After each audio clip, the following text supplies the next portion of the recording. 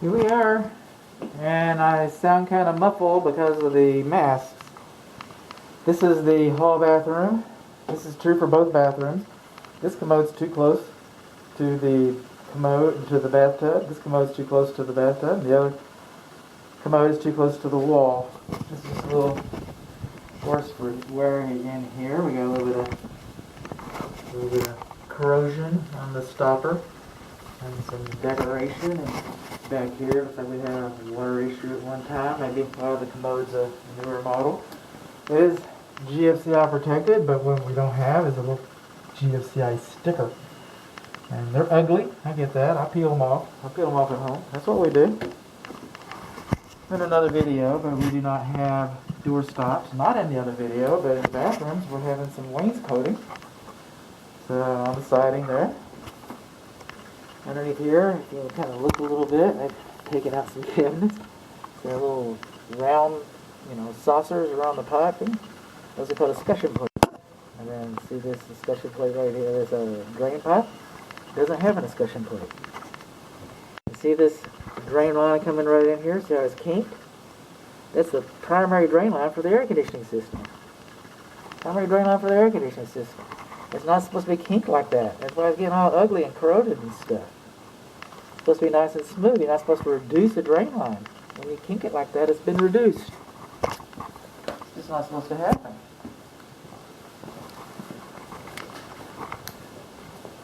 Coming along, just like before. Floors. Master bathroom. I think the bathroom's done. We do the laundry. I think I already did the laundry. Oh, maybe. Then the master bathtub.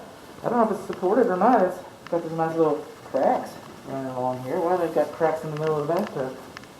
Master shower door threshold. It does not have a gasket underneath there. So if you're in here, you're washing your feet. Washing your feet and stuff, and then the water is going to splash onto the floor. Kind of like it. I was running the shower earlier. I got some splashing already. I wasn't even in there washing my feet. I wasn't. Coming along. It's okay to have an electric receptacle outlet this close, as long as it's outside of the bathtub and GFCI protected, and it is. This one controls this one and the other bathroom. These are our lavatories, and for the most part they're plumb fine. Now this one's got a little plumbing piece in the bottom of it. It did some kind of work, but it's not draining, it's not leaking today. Works fine. Master closet. It's kind of an interior thing, but they kind of get mixed up. Now, is this light? Are these lights? Are they rated for wet areas? Because if they're not, they're pretty awful close to your plumbing. Am I supposed to pick 8 feet? Is that? I don't know. Just looking at this commode, and this commode's kind of interesting.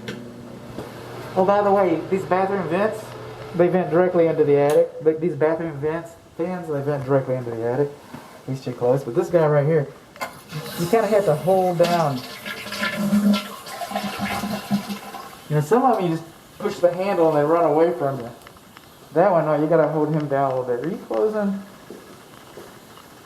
Don't be sneaking up on me. I'll have to write you in the report. Okay, act right.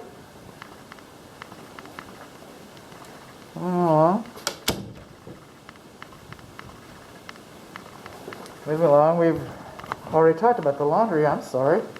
But the tray has been cut and compromised. Tray's been cut and compromised right there. You got 4-prong electric. Maybe it's wired right. I hope it is. Maybe the stackable system will fit in here. If I get finished here pretty quick, I'll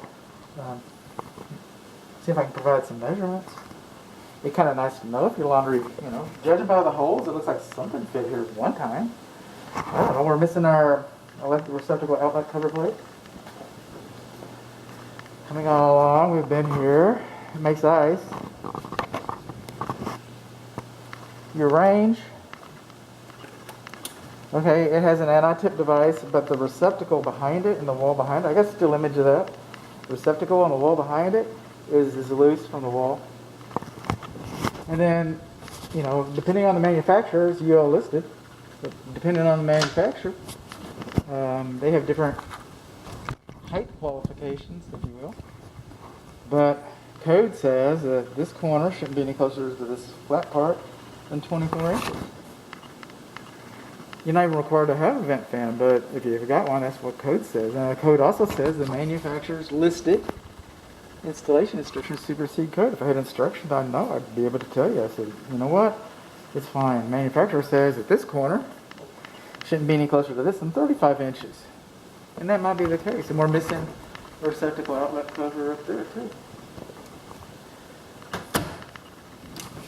And there's, I've had bacon. This is what I kind of want to show. Let's see. Rear. High. It won't take long. It'll work.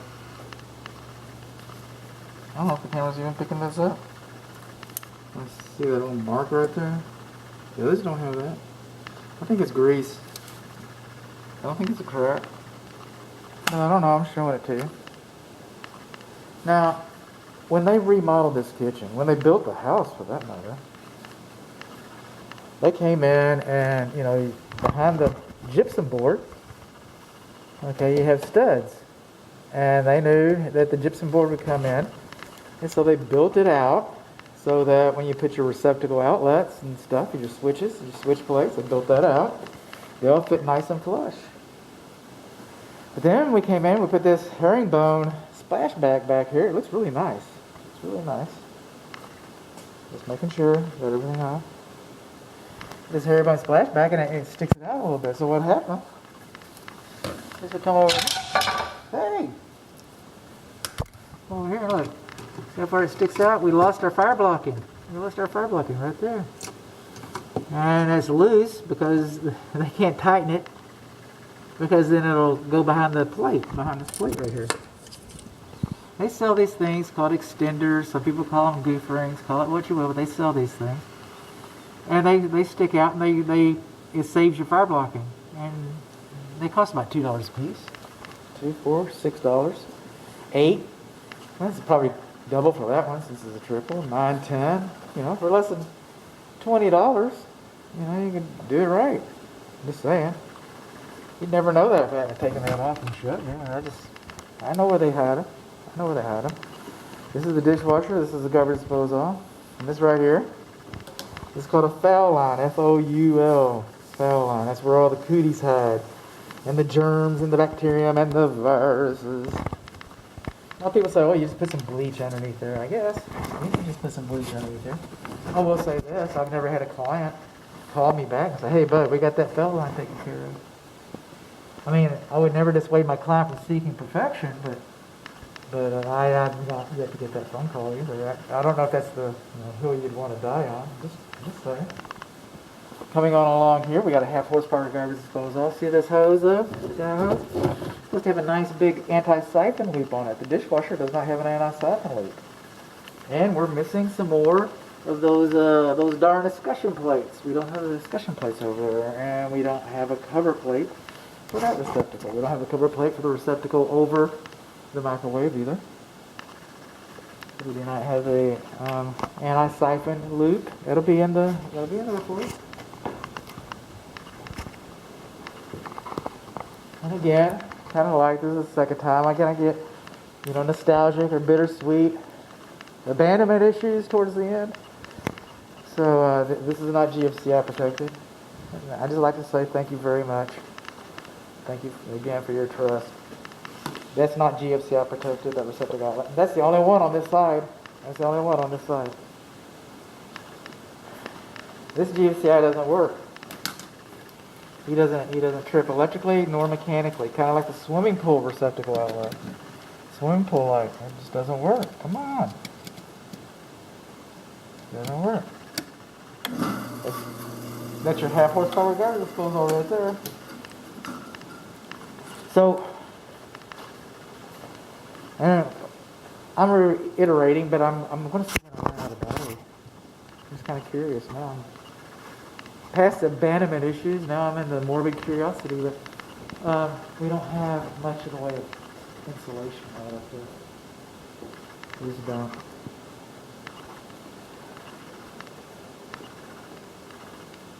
So we've come to the end of our riverboat ride. Alright. Everybody keep your hands in the boat and stay seated until we come to a complete stop. Don't forget your hats, your cameras, your purses. Hope you enjoyed it. Hope to see you again soon. Tell all your friends and family what a great time you had on the Good Home Inspection riverboat ride.